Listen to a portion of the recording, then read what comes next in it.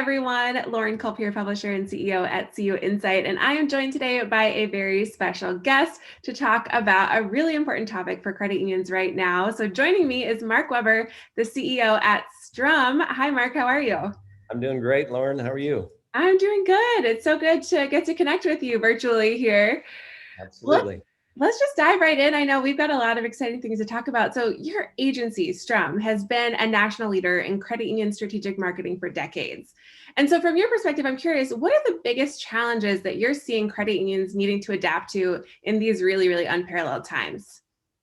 Yeah, 2020 was a wild year, and it's really teed us up, I think, for 2021. And some of the biggest issues I'd probably say we've seen, they're not all new, but one of the biggest ones is really the shift of marketing at credit unions to move from what's often been very tactical kinds of marketing campaigns, even digital marketing, really towards more strategic focus. And that can be anywhere from targeting to marketing strategy to growth strategy, because so many organizations are now looking to expand their geography, expanding their fields of membership, looking to compete more successfully. The drive for new member acquisition and the need for greater results is absolutely a marker of 2021. We saw it really start to emerge in 2020 amidst COVID and the recession, the need for loan marketing, the need for driving new business.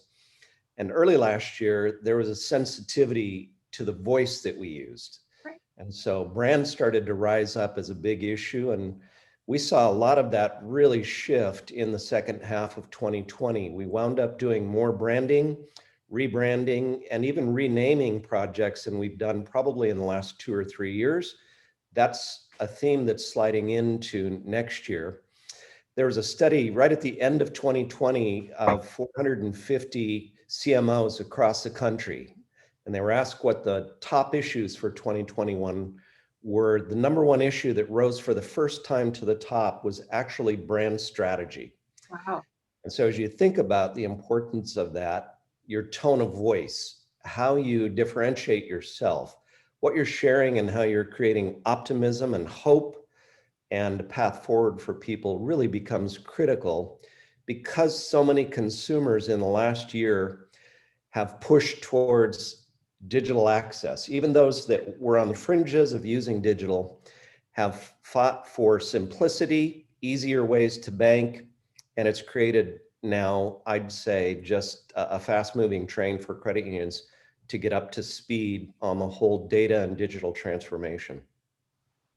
Well, that's amazing. We've definitely seen some exciting rebrand projects that you all have been working on. So as you've been doing that, I'm curious, what are you hearing from credit union senior leaders that are really their greatest concerns to compete and to grow in 2021? And then what is your team doing to help them with those? Yeah, absolutely. I'd say the conversations that we have most often with CEOs, CXOs, COOs centers around probably three big issues. One is certainly just the whole side of revenue generation. It's gotten far more challenging to develop revenue. Loans have risen in importance. And in order to drive that business, you really have to understand the nature of who your borrower is. So 2020 gave the industry an amazing spike in refinance activity on the mortgage side.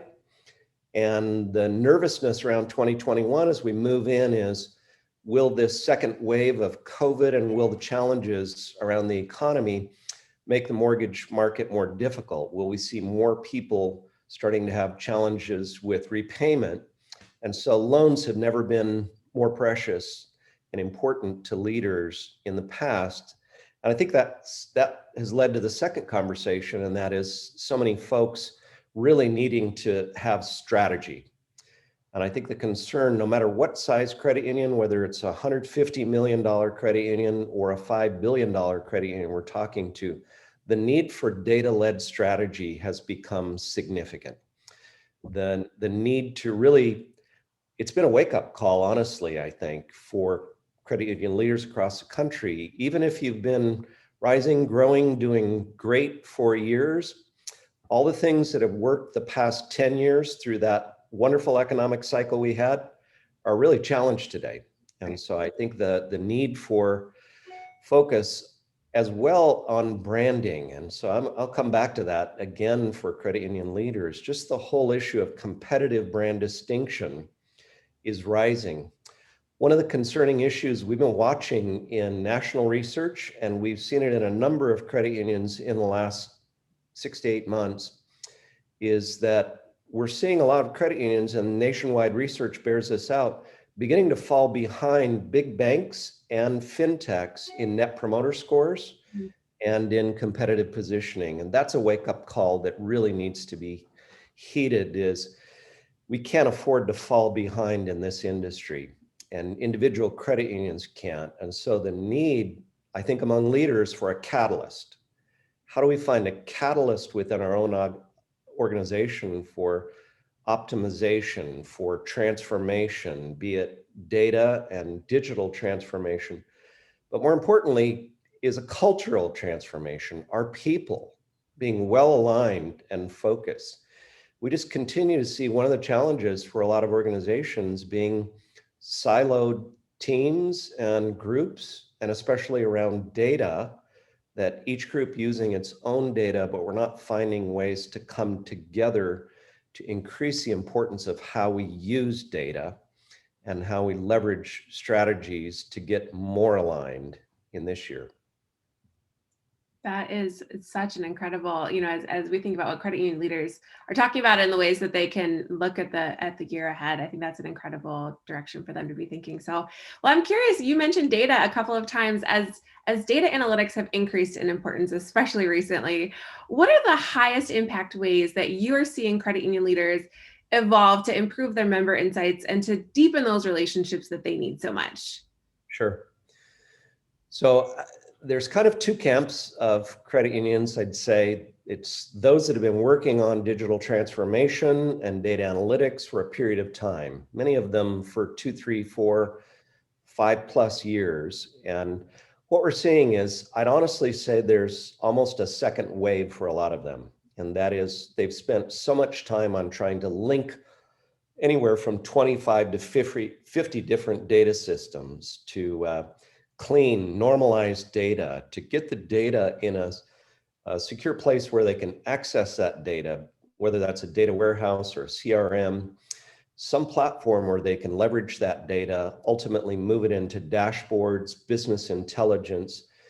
The challenge that a lot of them are reaching in that second wave is they've found, now that they have the data, the question is, do they have the team to know how to use the data? Right. And it really is that second wave is, now what do we do with it? Do we have the skilled analysts? Do we have the strategists? Do we have the implementers that know how to take that data and turn it into results-driven action? And one of the biggest issues, and that falls also for the second group of credit unions, those that want to get started and dive in deeply into their data and digital transformation, is so much focus and time is spent on the IT side, on the data integration, on finding ways to clean and get that data together. So many organizations haven't leaned in and really focused on their members first. And I think that's probably one of the greatest areas that organizations are now realizing is, in the midst of having access to all this data and having looked at ways to improve compliance, operations, back office, to automate processes, which is all great and good. But I'd argue the most important piece of all of that data is, do you now know your members incredibly well? And that whole know your members side and understand requires more than just what's in your data and in your database. It requires an enhancement. It requires licensed third-party data. It requires segmentation strategies to really understand who are your ideal, most engaged members that are choosing to use you for everything. And I would honestly argue, I think that's loyalty. I think that's where credit union members really start to separate. Some of them remain single service, modest users of the credit union, and some are all in. They love the credit union. They're high NPS scores, they're referring you, they're building and growing their relationships. And if you don't know those members, then the ability to go find more members just like them, to get them on that onboarding journey, to get them into that experience journey, and especially then to go identify the prospects in each of your markets that most reflect those same lifestyle segments, personas, has to be data driven, and it really has to be exercised. And that's really the only way to get to what Deloitte and others are saying is the most powerful part of this transformation is the last mile. Are we able to finally use the data to drive results, to improve relationships, to move towards personalization so that I'm not just cross-selling generic products to everyone the same way, that I'm leaning in and I know what Lauren and her family and everyone of my members really needs individually. And that importance of that personalization just can't be underlined enough.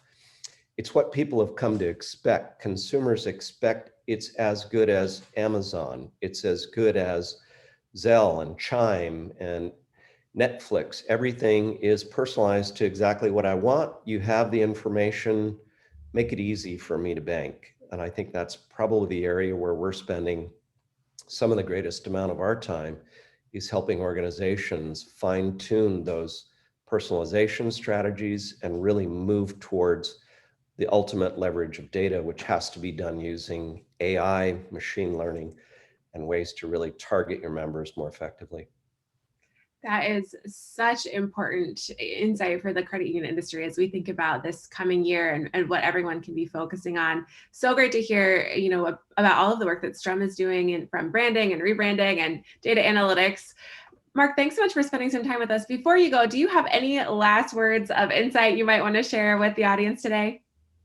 Yeah, I think I've had this conversation with a number of leaders around the country and even with my own team. And that is, there's a renewed sense to be optimistic. I've attended some forums on economics, and I think there's a broad sense that we may be seeing in at least the second half of this year, that rise we've been waiting for, that lift as vaccines occur, as the economy gets under control. We don't know it for sure, but the signs really point to we may have a level of pent-up demand from consumers that could be extraordinary. People ready to move on with their lives, use their homes, take vacations, do things that they want to do, which include their kids, getting their kids into college. And I think my excitement and energy wrapped around that is that's a perfect time in the first part of this year to build your strategy and your foundation to be ready to capitalize on that moment. And so I'm excited about 2021. I'm excited the clock has rolled off of 2020, the most challenging year I think my business has faced, and also the most reason to be optimistic for this year ahead, and reason to also press hard on realizing it's getting harder to be successful at optimizing and driving growth under the new competitive pressures we face. Right. Well, Mark, thank you so much. I can imagine a lot of the folks who are watching this video today might want to get in touch with Strum. So we'll link in the post here to more information on how you can reach Mark directly or reach Strum and the team there. If anyone wants more information, we'll direct you right there. Mark, again, thank you so much for your time. I learned a thing or two myself, and I'm sure the credit union audience did as well. Really, really enjoy talking with you every time we do. And hopefully sometime this year, maybe we'll run into each other in person. Look forward to it and hope so, Lauren. Thanks for the time. Great to talk thank to you. you. All right. Bye-bye. Take care.